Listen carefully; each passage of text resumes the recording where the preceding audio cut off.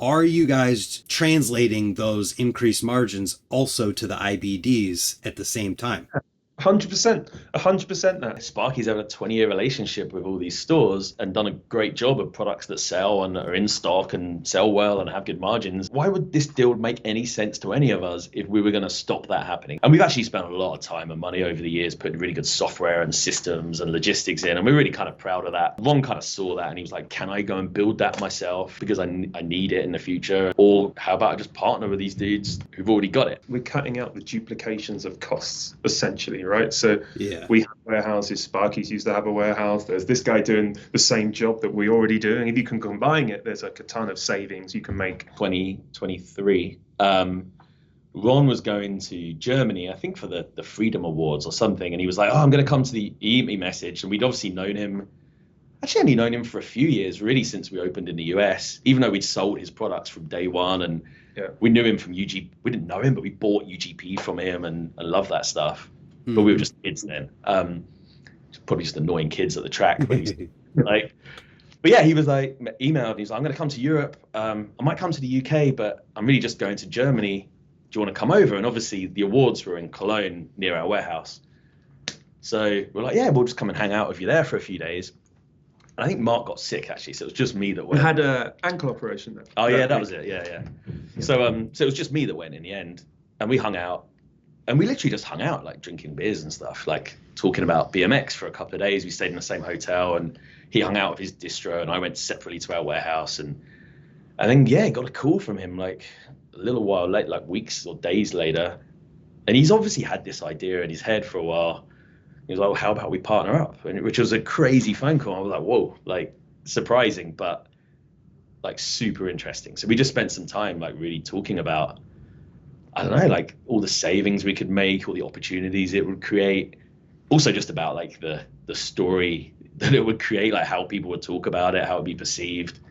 And yeah, just the more we talked about it, like it didn't take long, it got really exciting. And because a lot of the stuff we were talking about in Germany and this kind of that everyone talks about in BMX is how hard it is and how it's going to get harder and harder because costs go up and up, prices don't go up and up, which means margins in the middle go down and down. But it's just back to what I guess we touched on very early on in this like conversation. If BMX doesn't generate any spare cash from when you're ordering your product to selling it, if there's no margin, there's nothing good.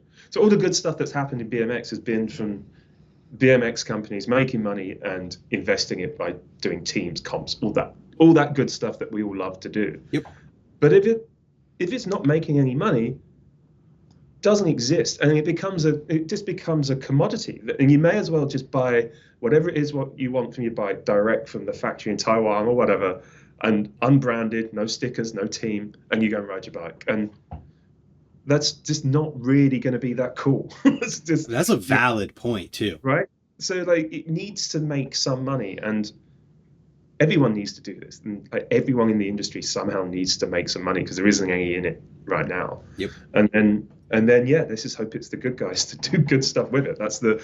And it will be, because they're the guys that know what they're doing, right? So and the ones that are actually going to stick around when things are the worst. Yeah, because if we don't do this, then every cool BMXer, every cool kid's going to end up a mountain biker or something else. And there's not. Yeah, that's we as an industry, I think, like, and everyone's. And I guess it come from like we built this kind of global logistics and we've actually spent a lot of time and money over the years putting really good software and systems and logistics in, and we're really kind of proud of that.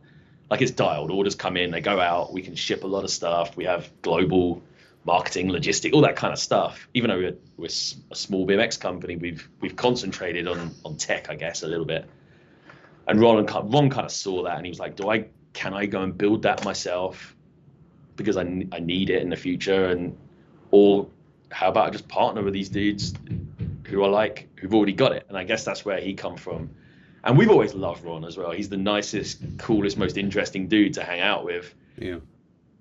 Like he loves BMX and he's like obviously really good at what he does. And just over time, you realize you can work with someone and get on with someone. And yeah, without repeating everything Ron said, it's just a cool opportunity. And also I think we've always just gravitated towards doing new things and trying new things and and trying to grow all the time, because I don't know, it gets boring otherwise. So it's super exciting. We're stoked, and the guys down at Sparky's are awesome. Like, they're a small team. We've known them.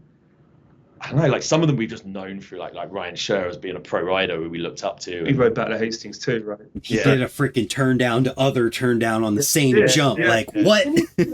Did he do like a crank flip to Fufana or something? Did he do something like that? Oh, yeah. Was it a Bubaka?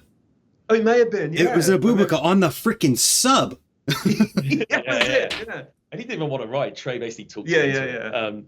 So yeah, and then like obviously we work with his other team like Geoff and Austin and all those guys who've been there a long time, and so yeah, they're just cool people, and I don't know, it feels like a really good team. But we all are also, although we're combining some things like warehouses and stuff, we're still kind of run as separate businesses. They're down in Florida, we're in Louisville and Hastings.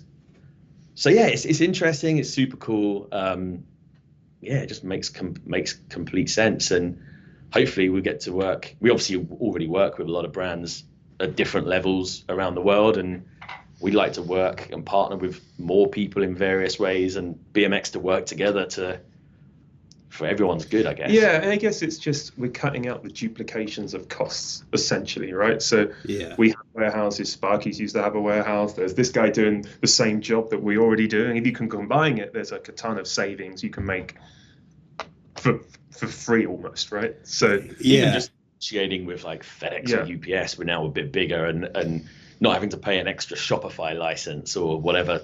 Like there's savings to make, obviously, but yeah, it's also just fun being part of a bigger company, I guess.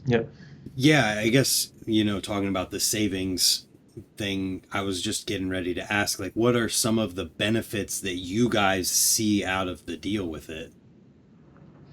Yeah. I mean, savings is the obvious thing. I mean, we have capacity in our warehouses from when we had more inventory, and obviously we kind of set up just to be bigger. We've grown this infrastructure, so it uses up some of that capacity, which is cool.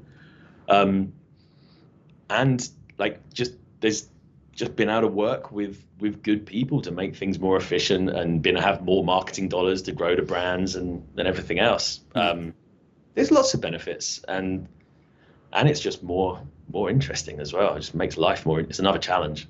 Yeah. So, obviously, there's a lot of people talking about this whole thing on the internet. People speculating, making shit up, all this stuff, and I think ultimately it comes down to this one thing that Ronnie mentioned: working for cost savings to help increase margins with things. And I literally talked to him on the phone for an hour and a half before we did this, because I was supposed to talk to him before we were even going to do this. But the one thing that I think might ease things in people's minds is, you're not just, maybe I'll let you answer this.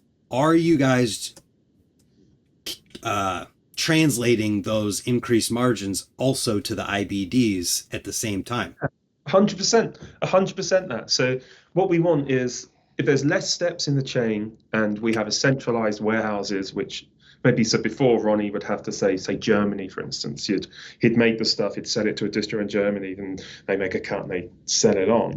If that's not happening, it's essentially selling to himself in Germany and then going out. There's more margin left to give dealers. Yes. Right. Yeah. So there's there's a few benefits. So like having stuff here in Louisville rather than in Florida, it means the shops get stuff faster.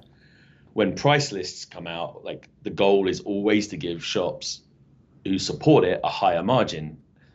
Equally, we've just done this thing in Germany where like Ron's German distributor, who we've bought from for ages and we love, Christoph, he's been in BMX forever, as a pro rider and distro.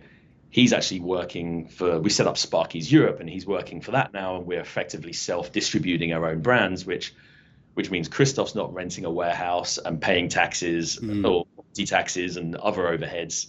So it streamlines it way more, so we can give a better service to dealers across Europe and support the distributors in Europe.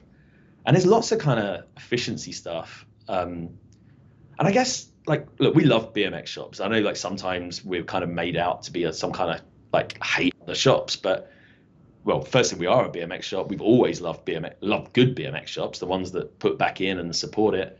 And BMX, as well as skate parks, shops are kind of one of the hubs of the scene. Like, we want them to survive, and we'll do everything we can to give them a tool to help them, to create brands that sell, that are marketed. And it just gives Sparky's more, those guys are really good at what they do, and it gives them more resource to make it even better. Yeah. And a big part of that is stores. That's the biggest part of it. And I think the one answer to the question of does that margin translate to the IBDs is enough, because that's, I think, what everybody was so scared of is, oh, now this merger happened and now they're going to take all of this increased margin that they're talking about for themselves so they can make more money. And I think that just letting people know, like, no, that's not how it's working. We're going to try and help everybody in this is enough to be like, okay, we'll at least wait and see before we crucify them. Yeah. And it makes no sense. Like, why would you, like, you've had this 20-year, Sparky's had a 20-year relationship with all these stores of products that they and done a great job of products that sell and are in stock and sell well and have good margins and stuff. Why would this deal make any sense to any of us if we were going to stop that happening? It like, we have to enhance it. That's the only reason.